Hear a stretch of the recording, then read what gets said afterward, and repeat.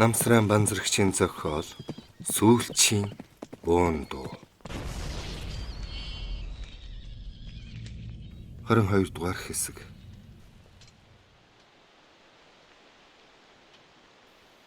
Хягт хотыг үдшийн бүрийн нөмрөв. Хотын зүүн өмнө захаар Монгол Ардын намын журамт цэцэргийн ангиуд нүгшүүдөө ухаж хориглон шивээлээд халдаар ирэх дайсныг сэрэмжлэн байлаа. Дэлгэр бат идүүгээ салаан дарга болжээ. Түүний салаа тэргүүн хорооны зүүн жигүүрт хориглжээ. Цагаан цэргийн дунд байсан гентэн зан өчигдөр баахан Монгол цэрэг дагуулan ирсэн бөгөөд тэднийг жанжны тушаалаар Дэлгэр батын аравтад шилжүүлж салаа болгон өргөтгсөн байна. Дэлгэр бат гентэн хоёр нэг хонхорт туглан суугаад хуучлав. Таныг чинь хүрээндэл байгаа болов уу гэж бодож байлаа. Өчигдөр ирснээс чинь хойш тухтай ярилцах завдалж гарсангүй. За тэгээд хүрээгээр сони юу байна? Манайхан сайн л байдаг байгаа та. Сураг ажигч байдаггүй гэж Дэлгэр бат сэтгэл төгшин хэлбэл бэ наашаа гарахаас өмнө танаахаар орсон. Танайхан бүгд сайн байгаа. Ижигэндэн хариулв. Миний дүү гэж нэг хүн ирж өв гэж Дэлгэр бат асуухтаа их л догдолж байжээ. Гинтэн тамхиныхаа галыг нууж байж асаагаад "Үгүй, ирээгүй юм шиг байсан шүү" гэлээ. Иймг сонсоод Дэлгэр бат нэн урамгүй болов. Гэр орныхнаа сайн дүү нэрээгүй болохоор тэр тухайд лавлан асуух ч байсангүй. Та тэгээд цагаан цэрэгтэй цуг байсан юм уу гэж Дэлгэр бат асуувал гиндэн инээмсэглэн "Яг хэсэг тэдэнтэй хамт манаргаж яваад тэднээс арай хийж саллаа" гэв. Цагаан цэргийн дотор байхад ч үнэхээр амар байсан бэзээ. Амар юм чи биш үл дайралтаж байлаа. Цагаан цэрэг дотор учир мэдэхгүй төөрөлдсөн хүн ч зөндөө байна. Бас ол зашиг гордож явах хүн ч байх юм. Эзэн хаан Орос нутгийнхаа төлөө гисэн үнэн санаанаасаа тэмцэж явах хүн ч байна. Манай монголчууд чи яахав гол дуул хүчин давтаж тэднийг дагаж явна. Таач бас хүчин давтаа юу? Бэ сайн дураараа тэдэнтэй нийлсэн. Гиндэг ингэж хэлэхэд Дэлгэр бат түүнийг тоглож байна уу гэсэн янзтай гайхан харлаа.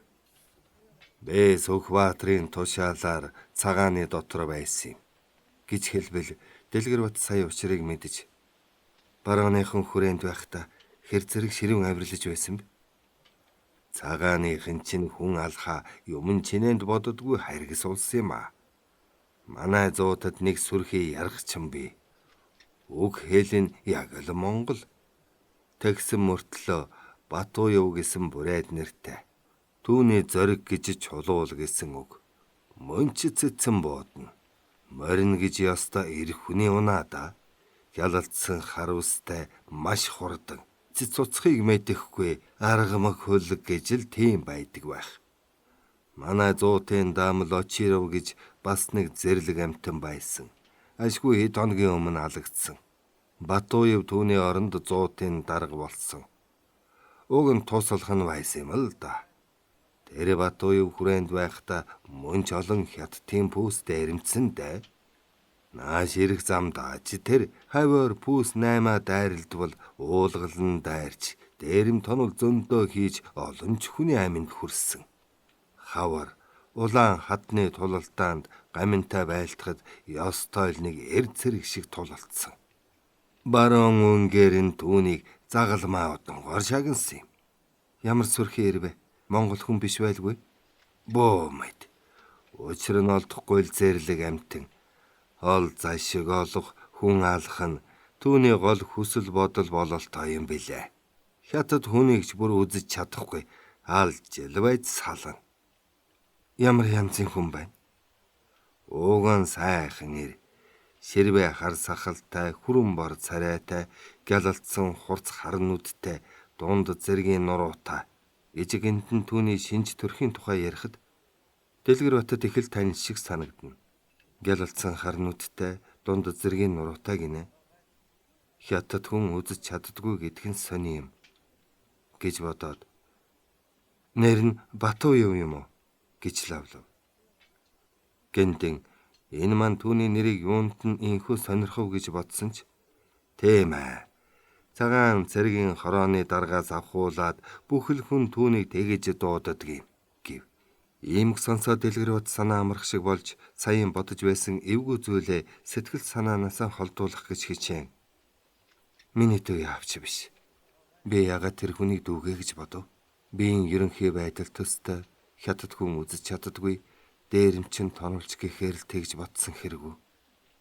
Дүүмэн хүрээнд ирээд цагаан цэрэгтэй нийллээ гэхэд тийм амархан тэдний итгэлийг олж зуутын даамал ултлаа дэвших хугацаач болоогүй.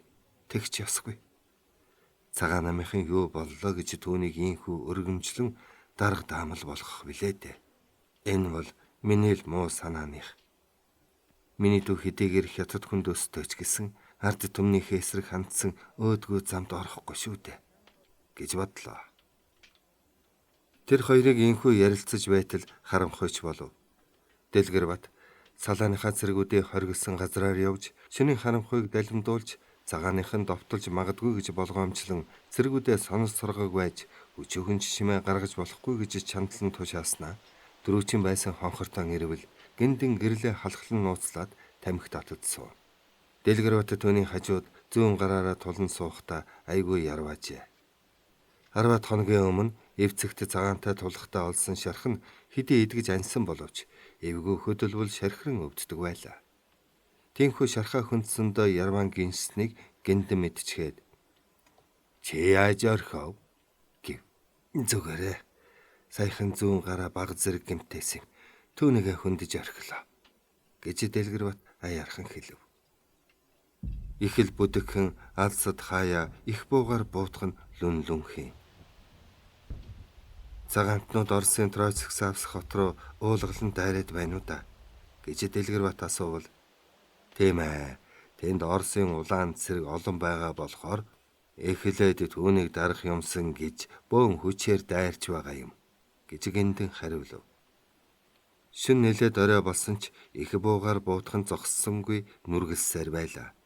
Дэлгэрбат хүйтэн газар илэгдэн хэвтэж алсын буудалцах чимээ чагнан байхдаа хэдий болтол ингэж нүдэлдэх юм бол доо. Ойрын хэдэн өдөр энэ хавьд буун дуяр тасарсангүй шүү гэж бодлоо. Тэр бээр 10 хоногийн өмнө эвцэгт баяр гүний цэрэгтэй байлдаж хүч тэнцвэргүй тулдаанаас цөөнхөний хамт бүслэлтэйг дайран гарч ирэхдээ зүүн гарынхаа тохоо хавьд сэт буудулсан билээ.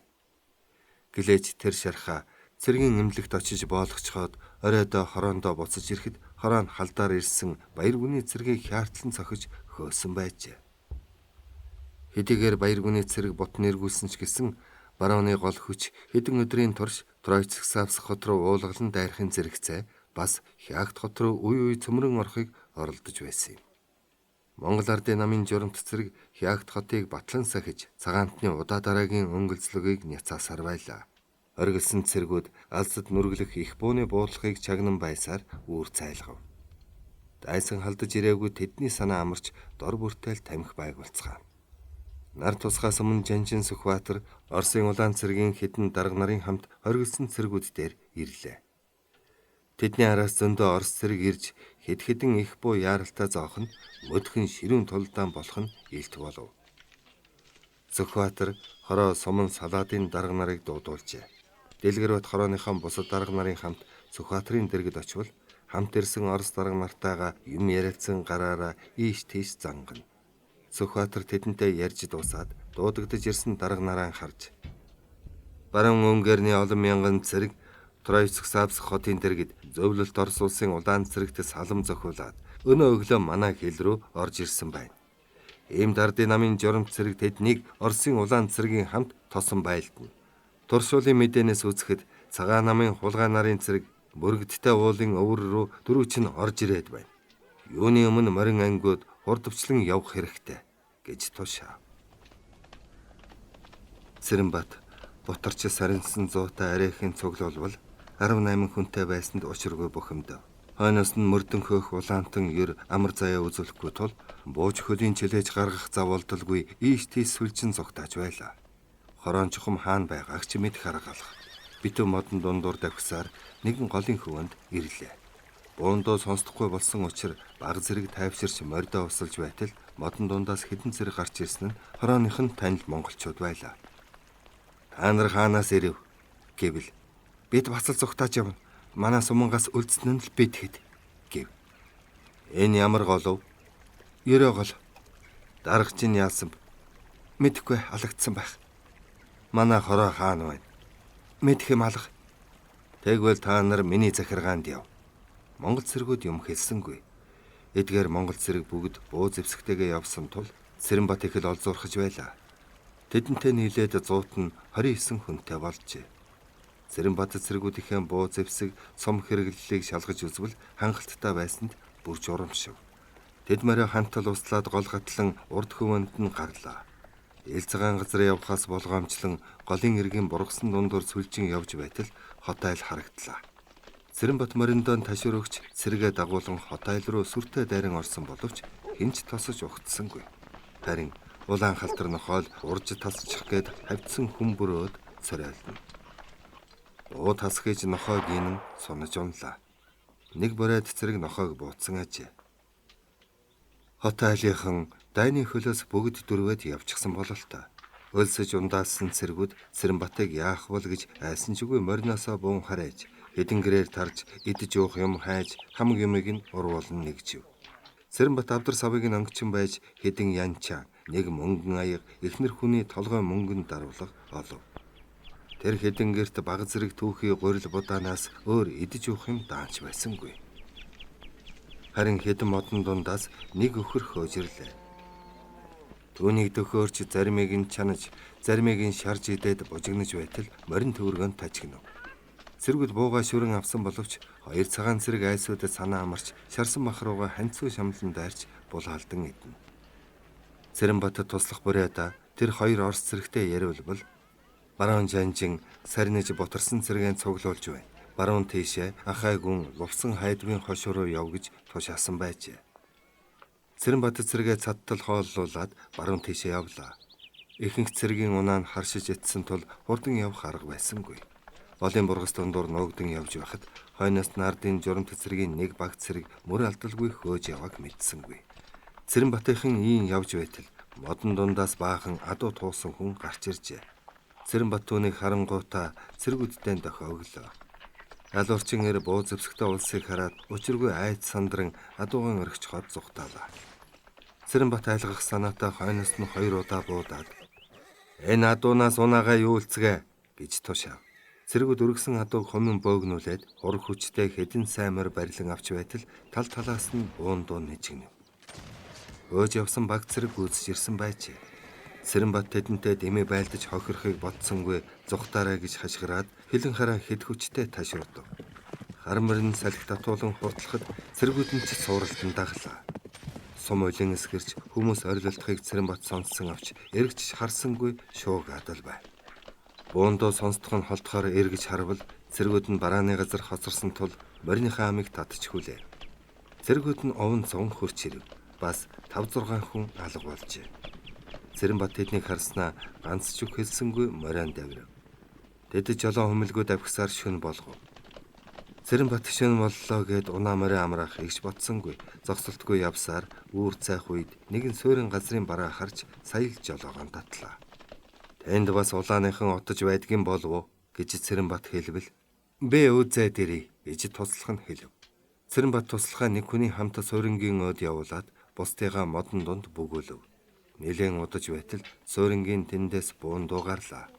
Цэрэнбат модны завсраар сэтгэл төгшин харж байтал туслах нь ганцаараа давхин ирээд "Улааныхан отож байжээ. Хамт явсан хүнийг буудаад алчихлаа. Миний хойноос хөөж яваа" гэж бархирав. Цэрэнбат цэрэгээ дагуулan модон дундуур зүг буруулан зүхтаа. Хойноос нь хөөж яваа олсоо тэдний барааг харж учир замбраагүй буудна. Цэрэнбат аль аль бартаатай газраар зүхтаах боловч нэхэгсэд ир хоцролгүй хөө. Морины сайн нарал зүхтаач амжихгүй юм бол энэ битүү модон дунд хурдан явах аргагүй юм байна гэж бодоод намайг дагаа давхиад байгаарай гэж хашгираад модноос гарах санаатай баруун урагшаан зөглөв. Нилээд явж байтал мод сэргшиж эхлэв.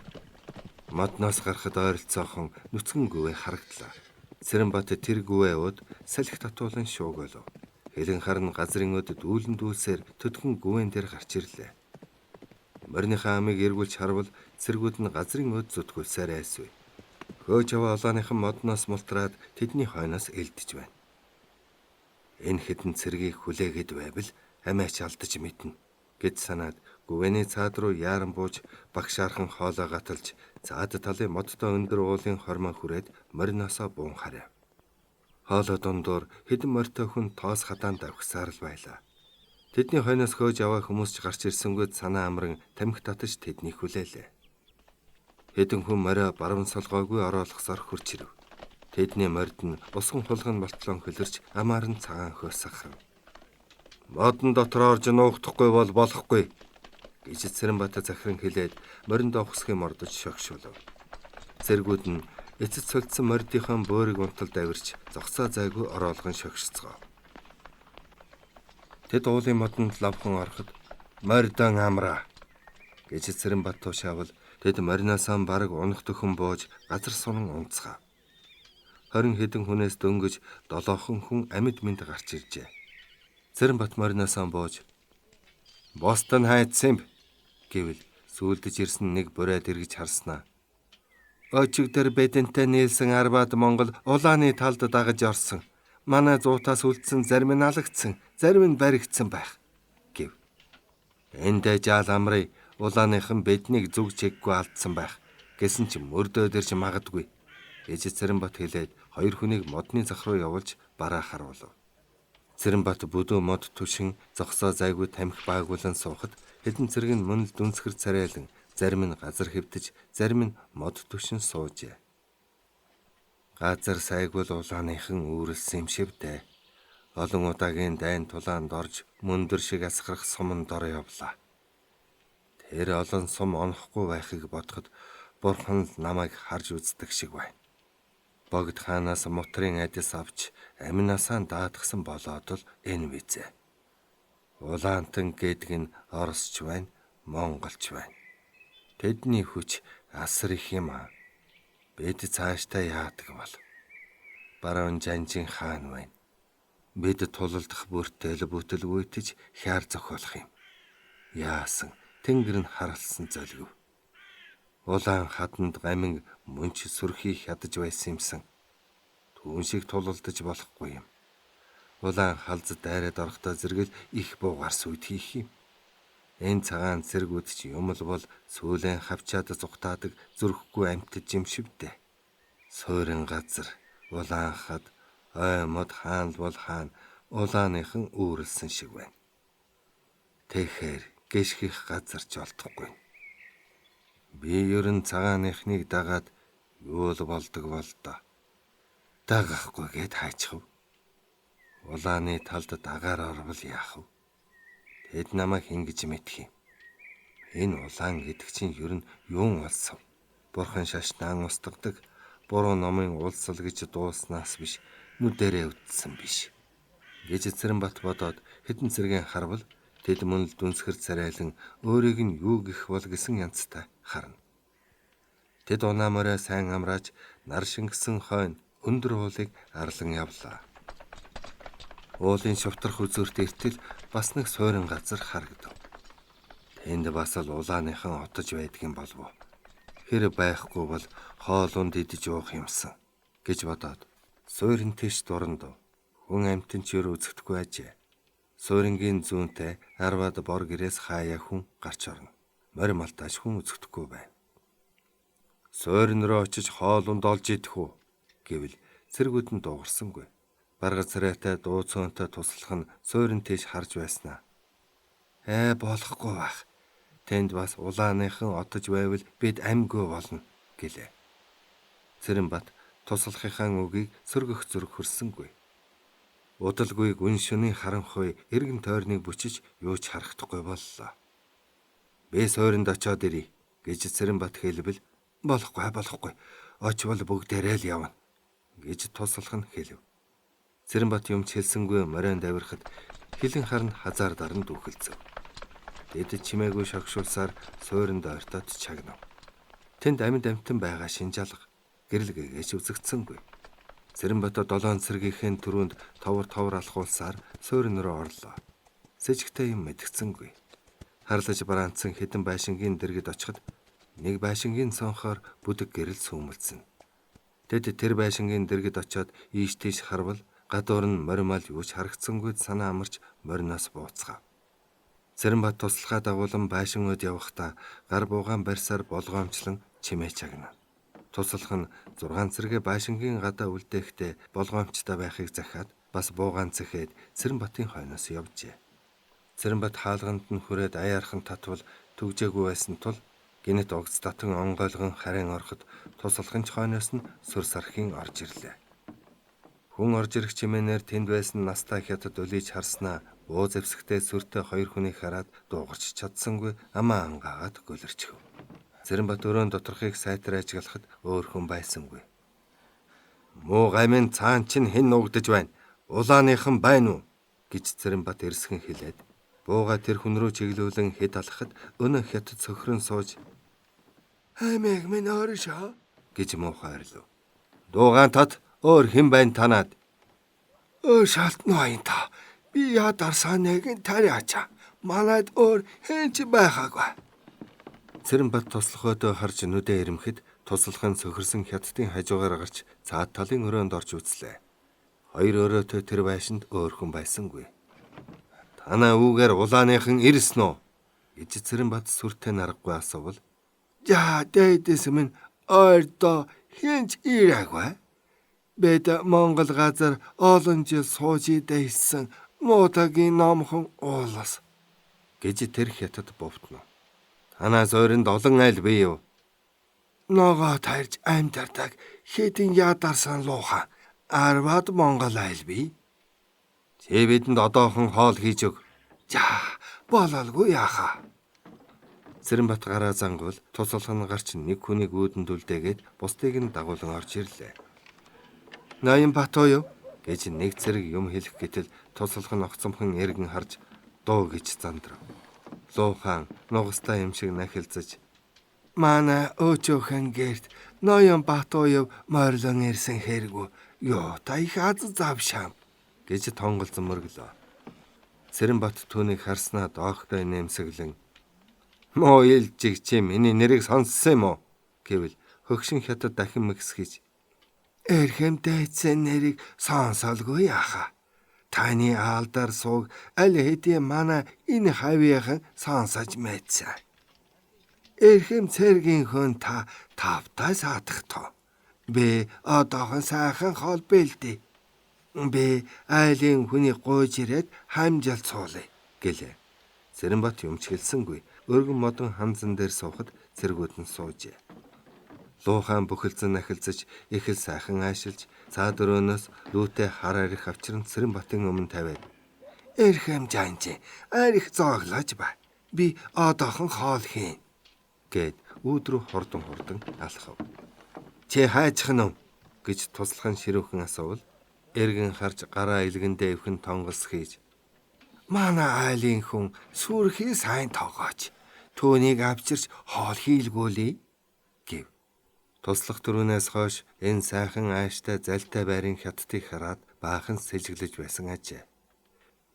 Түүнийг дахин юм хэлэхгүй болохоор хятад хурдхан гараад явчихав. Туслах сэмхэн хойноос нь гарвал тэр хятад гүйх шахам явсаар хажуугийн байшингийн хаалгыг нүдэж хятадаар хэдэн үг хэлв. Тэгтэл санд мэнд нэг хүн гарч ирлээ. Туслах дуунийг хоол хийлгүүлсээр дуудсан гэж сая итгээд байшинд орохдоо 2 хятад хэдэн үг сэм хэлэлцэж гарч ирсэн хүн туслахыг дотгош оронгууд маш хурдан эргэж өөр нэг хүнд хэдэн үг шивнэснийг мэдээгүй юм. Туслах Цэрэнбатын хажууд суухдаа 5 цэргээ хөмсөг зангидан харж "Та нар гадны хүний дэргэд Батуй ноёны нэрийг хэлж хэрхэвч болохгүй шүү" гэж хэлтэл гаднаас 2 хятад цувралдан орж ирлээ. "За хоолоо түргэн хий, бид яарч байна" гэж туслах нь тушаавал гэрэн эзэн Луухан тонголзоод "Та яасаа их ярав хүн бай. Ноён Батуйын тух тохийг алдуулах нь эрхэмтэйдэс минь тавтай сууж арих зооглож бай" гэлээ. Цэрэнбат лүүтэй арихнаас том гангар шаазанд хийж шимэн уухад цэргүүд нь уруу ламаа шилэмдэн гөлрөн ширтэнэ. Тэдний ходоодны шүүс насгарч хорхой насаж буйг туслах нь мэдсэн боловч зуутын даргын өмнөх архинаас өөрөө ч амсахыг зүрхэлсэнгүй.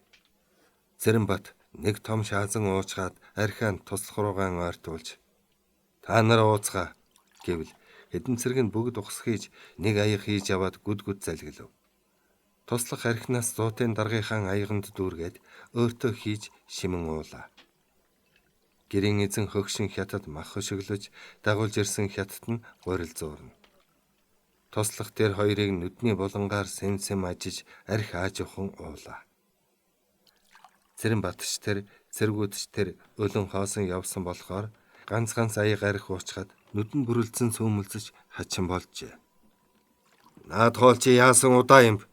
гэж Цэрэнбат зандарвал хөгшин хятад их л сайхан зантай инээд алдан "Лая бид гараа гаргаж сайхан хоол хийж байна. Дайны аян замд яваа та бүхэн нэг удаач гисэн ая таахан хоол идвэл сайхан шүү дээ" гэхээр Цэрэнбат дахин нэхэж яардсан ч үгүй. Гэсэн ч архи уусан өлөн хоосон ходоод нь хоол нэхэж сонгон соримсны үнэрт гараа нишүүлсэн асгарна. Эдэн цэрэг нь архи уусандаа нам зөхүүлж бие түшин үүрэглэнэ. Харин туслах нь их л хартай үе үүд рүү харж чимээ чагнана. Туслах сайхан зантай хөгшин лууханыг анхнаасаа баахан хардж сэрдэж байсан учраас ийхүү сэрэмжлэн байжээ. Хоёр хятад тэхээс тех гэсэн юм шиг маш удаан хөдөлж ямар нэг юм битүүхэн чагнаад байх шиг болохоор туслах уламж сэжиглэж байшингаас гарвал зөөрнгийнхэн бүгд унтсан бололтой өчүүхэн төдийч чимээ анир байсангүй. Тэгэхэр нь үүдэн зогсож үс зэрэгтэй маш сэрэмжтэй байгаарэ гэж захиад дотгош орлоо. Хоёр хятад элдв ногоогоор хачралсан хуурга бууз хийгээд Цэрэнбатын өмнө тавилаа. Цэрэнбат том ямпи шаазанд тэр хуурганаас хийж аваад үлдснийг нь цэргүүддээ түгэв. Цэргүүд хоол руу өлссөн аратамит дайрч яах ихийн зур хідэн тавгийг нь хоосолчихв. Гэрийн эзэн тэднийг архиар шахаж лүүтэй архи дуусахтаа зэрэг бас нэг лүү архи авчирв. Цэрэнбат болон цэргүүд нь нэг их нэхэж шаардуулалгүй архи ууцгаа. Харин туслах нь уусангүй. Тэр үүдэн зогсоо манаачан оруулж хооллов. Цэрэнбат сайхан хоол идэж зэгсэн архи уусан тул унтаж амармаар санагдаж "Ой луухан ор дээр бэлтэг. Бид унтаж амраад өглөө явна" гэвэл "Тэгээгүй яха. Сайхан амарава" гэж луухан ор дээр засахаар нөгөө өрөөрөө орох гэхэд "Бид одоохон явна" гэж туслахын чанхан хэлснэ. Цэрэнбатын чихэнд хошуугаан ойртуулж "Ноён бат уу, ийм газар удаан байж болохгүй. Одоохон явъя" гэлээ.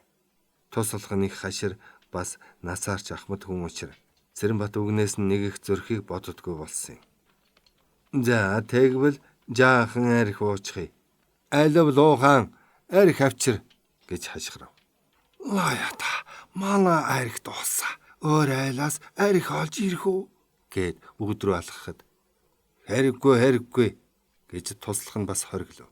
Цэрэнбат болон цэргүүд нь лүүнд үлдсэн архийг ууж дуусгах гэж уралдан ууцгаана. Туслахын сэтгэл зовж гадаа гарлаа. Шүн дунд өнгөрсөн бололтой байв. Сохтуу цэргүүд чанга хашигчхан тодхон дуулдана. "Ингэж архитаж байтал улааныхан хүрээд ирэх үедээ энэ хята зөвхөн амиа бодоод ингэж сайхан загнаад байна уу? Өөр нэг учир байна уу? Хоноод явъя гэхэд их л дуртай байсныг бодоход далд нэг шалтгаан байх шиг байна" гэж хардан бодоод юуч гэсэн одоохон л эндээс холдъё гэж шийдээд дотгошон орвол 6 цэргэн шал умаахан болж 2 хүн хэрэлдэж байв. "Болцгоо одоохон явна" гэж туслах чанга хэлбэл "Чи муу юу юм? Ноён бат уу биднийг болгоогүй байна. Чи ходоодгүй бол дуугүй хэвдэж бай" гэж нэг цэрэг ханхалзав. Туслахын зэв хөрсөн боловч сохтуу улстай маргаад ямар ч ашиг олохгүйг мэдэх учраа "Ноён бат уу одоо явалгүй горьгүй" гэж дахин шаардлаа.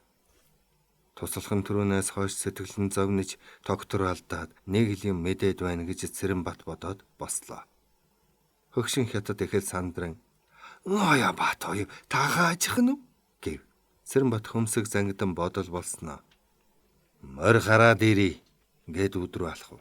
Туслах хойноос нь шалвхан гарч ирээд "За явъя" гэтэл ойролцоохон морин төвөргөн сонсдох шиг болов.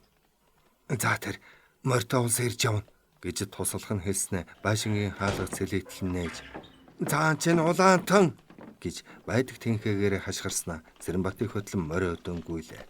Цэрэнбат ойртож яваа морин төвөргөөнийг сайн сонсож сайхан зантай хятадыг нам зөхмөр санагдсан авч амиа аргалахыг хичээн мориндоо ухсах юм ордлоо. Согтуу зэргүүд нь Баашингаас уван цуван гарах нь харагдав. "Бош улаарай" гэж Цэрэнбат хашгираад морио ташууртан ухсах хийхэд буун дууч тас гэж хүмүүс хашгиралдав. Цэрэнбатын хойноос сүүдэр шиг дагдаг туслах нь ухсах хийжээ. Тэр хоёр нөхөн харанхуйх агц усан тавихад хойно нь хүмүүс хашгишин гуйхчиж буундуу дараалан гарав. Цэрэнбат хандсан зүгрүүгээ тавихад хойно нь хүн дагаж яваа хэсгийгч мэдсэнгүй. Нилээд явхад буун дууч сонсдохгүй болсон тул мориныхаа амийг татаж зогслоо. Холхон хүн ирж яваа бололтой морин туурай тажигна. Өөрийн цэрэг нь үү, мөрдөн хөөж яваа улаан нь алин болохыг мэдэх аргагүй байсан тул тэр зүг буугаан чиглүүлээд буутахад бэлдэн хүлээ. Харанхуй дундаас нэг морьтой хүн гарч ирлээ. "Хэмб" гэвэл "Би байна" гэх нь туслахын дуу мөн байсан тул санаа намрав. Туслах нь тулж ирэхэд "Заадуул чи яасан б" гэвэл "Мэдэхгүй, бодвол баяргдсан биз. Тэд ч өнгөрсөө. Хоёулаа амиа бодъё. Тэр муу хятад нэг л биш байсан юм. Улааныханд хэл хүргэж байж л дээ" гэж туслах нь хэлв. Цэрэнбат хэдэн зэрэг хүрээд ирж магадгүй гэж чимээ чагнан хүлээсэн боловч хэн ч ирсэнгүүд морио аяарах нь давирв. Тэр хоёр дөрөө харшуулан гэлдэрлээ. Эргэн тойрон нам гүм. Зөвхөн морины хөл дүсрэгч болвол торх юм. Монгол нутгийн нам гүм сайхан шүнчгэлсэн Цэрэнбатын сэтгэлийг уйруулахгүй болжээ. Одоо түүний бодол санаанд бошоохол баруунтай нийлж нэхэл хатуутай мөрдөн хөөж байгаа улаантан тэдний санаа нэгтэн саяын хөгшин хятад мэтийн хүмүүсээс өшөө авах юмсан гэсэн хорслол буцалж байна. Энэ туслах байгаагүй бол өдийд би улаантны гарт орчихсон муухай үзэж байна шүү дээ. Яасан ч их хартай хянуур болгоомжтой хүмб. Үүний ачаар л амьд мэнд явна гэж Цэрэнбат бодоод хажуудаа яваа хүмүүд харвал харанхуй дунд бүрэлдсэн шогшно. "Хоёулахнаа боллоо доо" гэж Цэрэнбат гуниглангүй хэлбэл "Ноён том минь улааны савраас мултарж гарсан мань л их аз. Бэд хоёр ингэж нэг амьтаа явсан цагт алзахгүй. Бэ танд эцсийнхэн амьсгалыг хураатал элжиг нохоо мэд үнэнч зүтгэн. Баруун жанжны цэрэгтэл хурдхан уулзах юмсан" гэж туслах нь өгөөлөв. Тэр хоёр оддоор баримжаа хийж баруун зүг барин шогшино. Явж буй зүг рүү нь од харваж урт цагаан зам татуулсаар төдхөн замхрав. Цэрэнбат тэр одыг хараад "Миний од ингэж харваад амьдралын зам маань ор сурггүй замхрах байх та" гэж гинт бодоод их л урам хугарч үнзгээ сүрс алдав. Хэлэн харин түүний санаа алдахыг мэдсэн юм шиг аяархан үүрсэв. Морио инхүү үүрсгэд сэрдэсгийж жолоо татан зогслоо. Өмнө нь хэсэг бараа юм байна. Сайн харвал олон адуу эдээшилж байжээ. Энэ адуун дотроос олигтой морь байвал туслахтаа барьж өгье. Үүний унааж баахан гундаж байна гэж бодоод морио давиран адуу руу ортоход амар тайван эдээшилж байсан адуу амар дуугарган үргэж урагшаа пижигнэлтэн давхиад алга болчихлоо. Үргэж талисан мордын хойноос хөөцөлдөж цаг алдаж унаа мордынхон тэнхэг барахыг хүссэнгүй чигээрээ явлаа. Ийхүү зогсолтгүй явсаар нэгэн ихээхэн том голын хөвөнд ирэхэд үүр манхаан цайлаа. ертөнцийн нэг шинэ өдөр дахин эхэлж түүний амьдралын ээдрэт зам нэг өдрөөр хоргодож буйг Цэрэнбат сайн ч ухаарсангүй. Хүрээ хяахт энэ замд хяахтын дэргэд болсон ширүүн тулдаанд нэрцүүн төгж байсан шигшмэл морин зуутаас зөвхөн нэр нь үлдэж 100-ын дарга туслахтайгаа ийхүү амь зулбан явна гэхэд үнэн шихийн аргагүй ч гэсэн үнэн байдал нь ийм л болсон бай. 22 дугаар хэсэг төгсөв.